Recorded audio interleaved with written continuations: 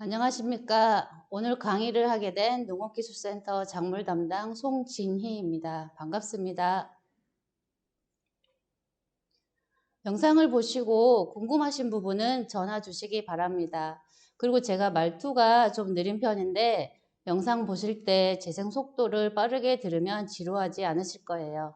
첫 번째, 정부 보급종 공공비축미에 대해서 말씀드리겠습니다. 지난 11월에 수매 현장에 다녀보니 올해 일품벼가 품질이 너무 안 좋아서 품종을 바꿔야 한다는 여론이 많았습니다. 센터에서도 몇 년 전부터 일품벼를 대체할 우량 신품종으로 바꾸기에 센터 포장에서 신품종 재배도 하고 생산단지 시범 사업도 진행하고 어떤 품종으로 바꿔야 좋을지 고민하고 연구하였습니다. 품종 변경을 위해서는 정부 보급종과 공공비축 제도에 대해서 알아야 하기에 우선 정부 보급종을 간략하게 설명드리고 품종에 대해서 얘기해 보도록 하겠습니다. 우선 정부의 정책 방향을 보자면 국립종자원에서는 다수학 품종보다는 고품질 품종을 보급하고 있고 농촌진흥청에서 외르품종 대체하는 최고품질벼 생산하는 사업을 진행하는데 추청, 고시가리 등 외르품종을 국산 우수 품종으로 대체하는 사업을 진행하고 있고요. 농림축산식품부에서는 공공비축 제도를 시행하고 있는데 품종 변경 시 수량이 570kg이 넘으면 안 됩니다. 공통적으로 다수학 품종보다는 이제 국산 고품질 벼를 생산해야 한다는 내용들이고요. 정부에서는 쌀 가격 수급 안정을 위해서 쌀이 너무 많이 생산되어도 가격 폭락으로 이어지기 때문에 지속적으로 다수학 품종보다는 고품질 쌀 관련된 정책으로 방향을 잡고 있습니다.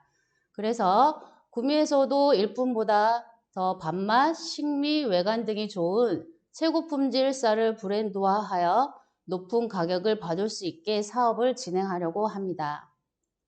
2022년도 국립종자원에서 보급하는 품종은 중생종 4품종, 중만생종 17품종, 모두 24품종을 공급할 예정이고 실용화재단에서도 특수미 포함하여 종자를 공급하고 있습니다. 2022년 조생종인 조평벼가 제외되었고 중만생종 영진 품종이 추가되었습니다. 국립종자원에서는 앞에서 보여드렸듯이 다수학 품종에서 고품질 품종으로 보급종 공급을 전환하고 있습니다. 벼 재배를 위해서는 종자를 확보해야 하는데 보급종 공급 품종이 정말 중요합니다. 보급종 품종이 아닌 다른 품종을 재배하려면 시 자체적으로 체종포를 운영해서 종자를 확보해야지만 가능합니다. 그러나 체종포 운영이 쉬운 것도 아니고 해서 일품벼 대체 품종을 선정하기 위해서는 보급종이 공급되는 품종으로 선택해야 됩니다. 2022년 공공비축미로 선정된 일품벼 해담벼는 국립종자원에서 보급을 하고 있습니다. 올해 초에 일품 종자 공급량이 적어서 문제가 있었는데 일부 농가에서는 센터와 농협에 왜 종자가 적게 나오냐고 항의하신 분들이 계셔서 공급 체계를 잠깐 말씀드리겠습니다. 국립종자원에서 시도별 종자 공급 계획량을 내려주는데 예시량은 벼 재배 면적과 몇 년간 종자 신청량 등을 토대로 결정합니다. 국립종자원에서 정해준 예시량은 도농업기술원에서 시군별로 예시량을 나누어 주고 농업기술센터에서 읍면동별 종자 공급 계획량 예시량을 다시 정해줍니다. 그러면 농가에서 읍면동 농업인 상담소에 종자를 신청하시고 종자관리 시스템에 주문량을 입력하게 됩니다. 농업기술센터에서는 이렇게 국립종자원에서 보급하는 종자를 농가에서 편하게 신청할 수 있도록 도와드리고 있고 공급은 농협에서 업무를 담당하고 있습니다. 전국에 24품종 벼가 보급되지만 21년도산 경북지역에 보급되는 품종은 8품종이 나오고 구미지역은 운강하고 하이아미가 제외되었습니다. 올해 해담 품종 수량이 많이 나와서 해담 종자 찾는 분이 많다고 하네요.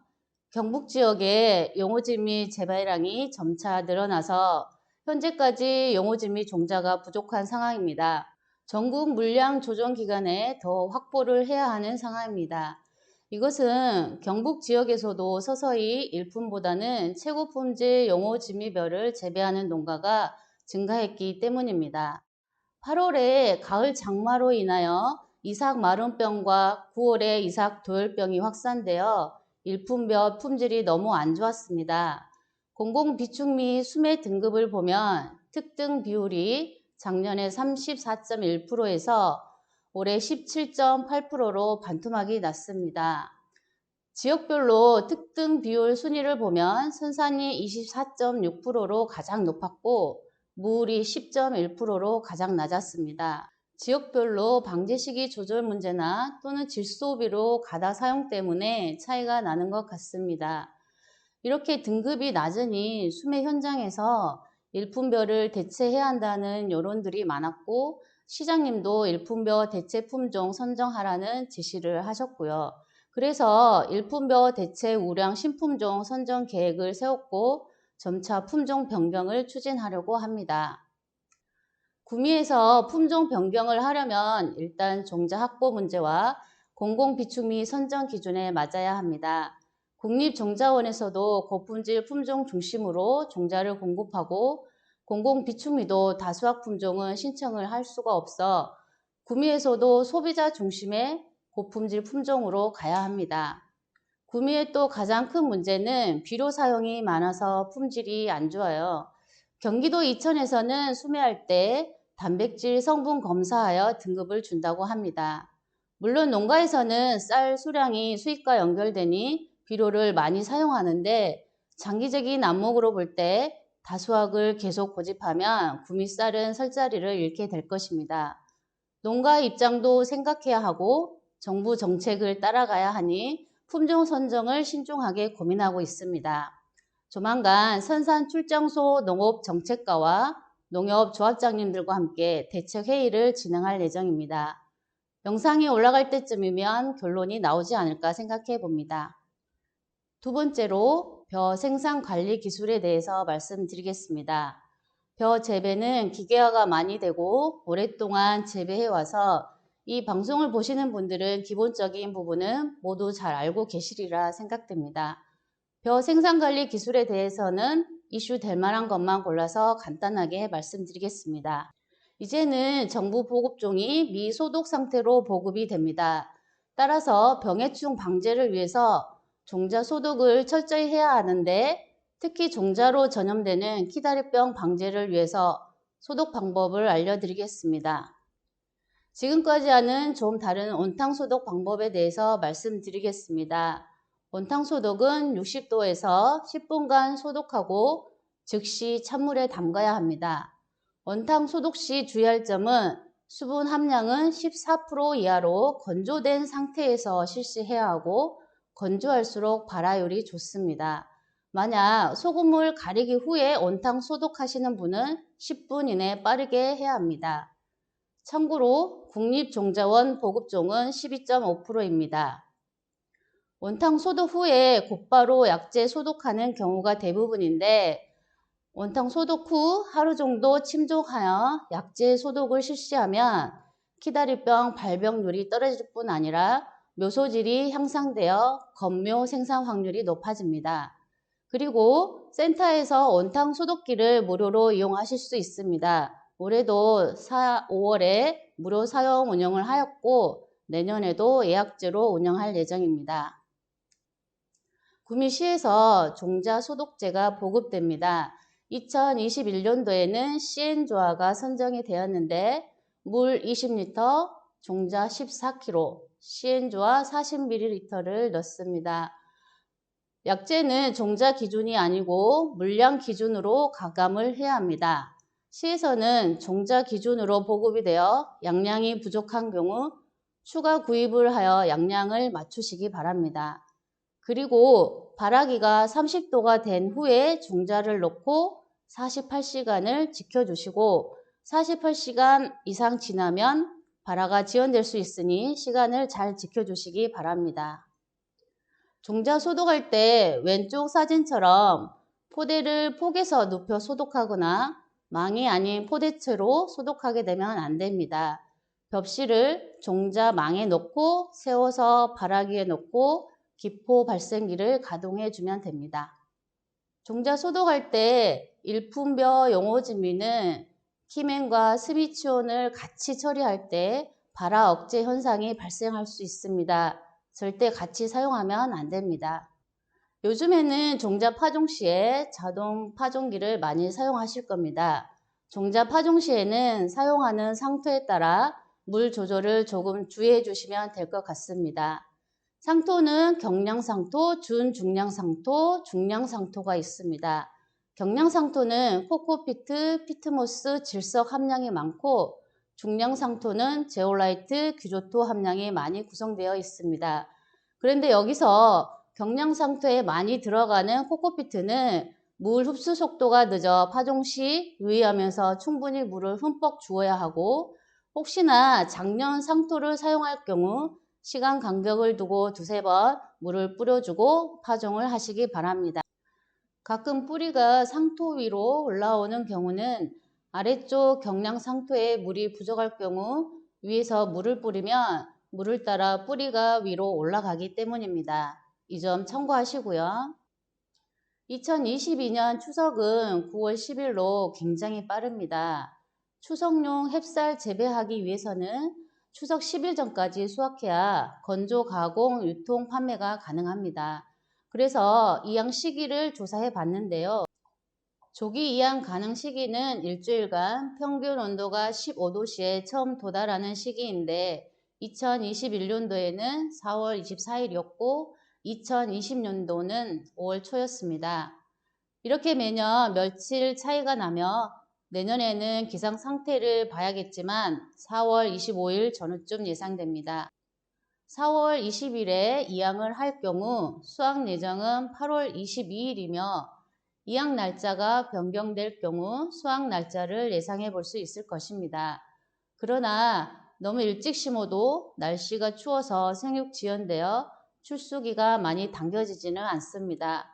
수확은 출수 40일경에 하게 되나 질소질 비료가 너무 많거나 완전 물떼기가 늦어질 경우 지연될 수도 있습니다.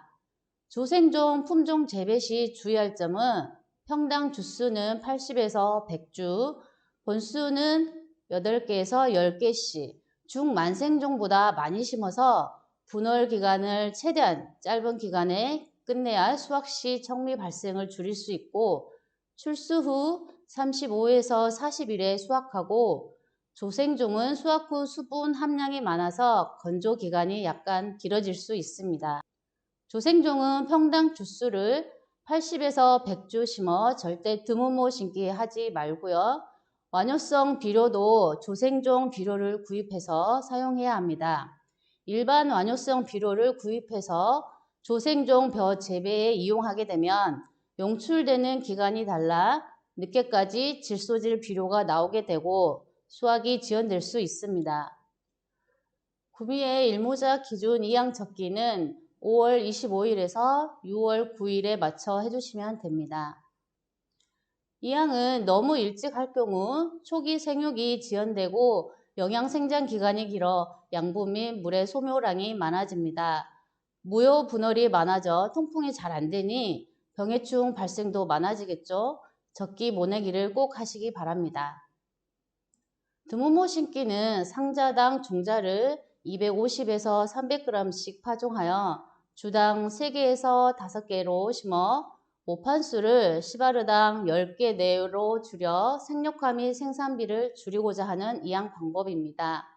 조생종과 분할이 적고 이삭이 큰 수중형 품종은 드무모 심기 재배를 하면 안 됩니다. 구미시에서 많이 재배하고 있는 일품 영호진미, 새칠보, 동진찰뼈 모두 드무모 심기가 가능합니다. 금년도 생육기별 기상 현황을 보면 등숙기 기간에 강수량이 전년 대비 150ml 많이 온 가을 장마였죠. 비가 20일가량 왔습니다. 덕분에 일품벼는 출수기와 겹쳐서 일품벼 품질 저하에 상당히 영향을 주었습니다. 사진을 보시면 아래는 정상인 경우이며 위로 갈수록 피해 증상이 큰 경우입니다. 벽시가 거뭇거뭇하게 변한 것이 보일 겁니다. 일품벼 출수기와 개화 시기에 비가 많이 와서 고스란히 피해를 볼 수밖에 없었습니다. 위 사진도 출수기 때 피해 입은 사진입니다. 다음 사진은 등수기 때 계속적인 비로 인하여 도열병이 이삭에 발생한 경우입니다. 사태 심각성을 알고 긴급 방제를 하기 위해서 8월에 현장 예찰 나갔을 때 심한 곳 사진입니다. 병해충 방제는 읍면동 농협에서 1회에서 3회 공동 방제를 실시하고 있는데 가을 장마를 예상치 못해서 방제 시기가 안 맞았고 비가 계속적으로 오다 보니 개인 방제도 쉽지 않은 상황이었습니다. 그나마 센터에서 긴급 방제로 9월 초에 공동 방제한 곳은 그나마 조금 나은 편이었고요. 예산이 많지 않아서 피해 지역 모두 할 수가 없어 심각한 곳을 선정하여 일부 진행을 하였고 방제한 곳은 피해가 그나마 덜해서 방제 안 된 곳보다 수량은 더 많이 나왔다고 합니다. 이렇게 적기 방제가 중요합니다. 사진을 보시면 벼 알이 갈변하거나 쭉정이만 남은 경우를 이삭 마름병이라 하며 여러 병원균이 복합적으로 작용합니다. 세균성 벼 알마름병하고는 조금 다릅니다. 테이블을 보시면 이삭 마름병이 나타나는 부위도 이삭목, 이삭가지, 벼알 등 다양하고 관련된 병원균도 많아서 분리동정은 쉽지가 않습니다. 이삭 마름 증상에 효과가 있는 살균제로 방제하면 됩니다. 마지막으로 잡초 방제에 대해서 말씀드리겠습니다. 올해 이끼와 잡초성 벼 발생에 관해서 민원이 많아 두 가지를 중점적으로 말씀드리겠습니다. 초기 제초제는 잡초 발생 전에 주로 토양에 처리하여 방제하고 중기 제초제는 모낸 후 10일에서 15일경에 처리하여 생육 초기 잡초를 방제합니다. 후기 제초제는 경엽에 직접 살포하거나 물에 녹아있는 유효 성분이 줄기와 잎에 흡수되어 말라 죽게 하는 경엽 체리제를 사용합니다.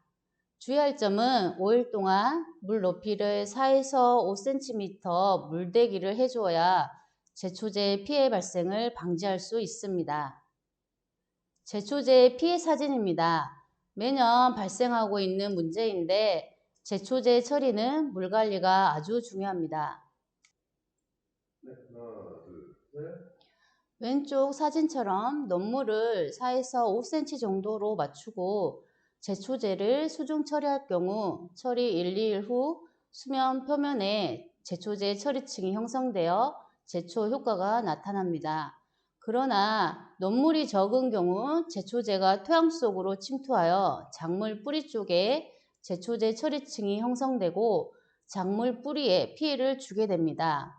제초제 피해를 받은 경우 먼저 물걸레대기를 해주고 황산아연을 시바르당 4kg을 뿌려주면 됩니다. 다음 사진은 논의 이끼 발생 사진입니다.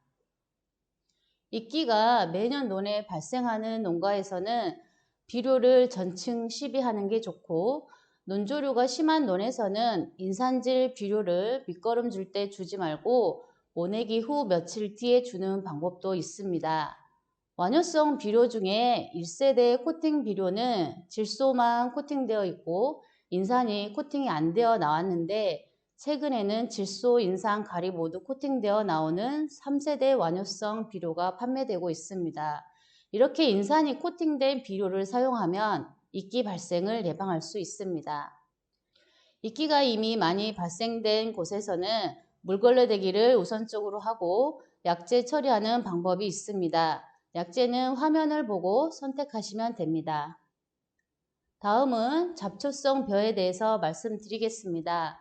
잡초성 벼는 작물로 재배하는 벼와 식물 분류 확산으로 동일한 야생벼나 자연교잡종 벼입니다. 그래서 선택성 제초제로는 방제가 거의 불가능하며 잡초성 벼를 제거 안 하면 2, 3년 만에 심각하게 증가하고 쌀 수량에도 크게 감소하게 됩니다. 구미시 관내에 잡초성 벼가 많이 발생되고 있습니다. 주로 해평면에서 많이 관찰되었는데 위쪽 사진은 해평면 구미보 근처 모습입니다. 하우스 아래 갈대처럼 하얗게 자라는 작물이 잡초성 벼입니다. 아래 사진을 보면 가락이 길게 자라서 보리 밀처럼 보일 수도 있습니다. 잡초성 벼 제거 방법은 4월에 녹물을 대어 잡초성 벼가 발화가 되게 합니다. 5월 초순에 비선택성 제초제를 살포하고 농가리로 잡초성 벼 밀도를 감소시키면 됩니다. 이상으로 준비한 내용은 모두 말씀드렸습니다. 어느 정도 내년 농사에 도움이 되셨으면 좋겠습니다. 더 자세한 내용은 2022년 새 농업인 실용교육 자료를 센터나 읍면동 영농교육 시간에 받아가셔서 활용하시기 바랍니다. 이상으로 교육을 마치겠습니다.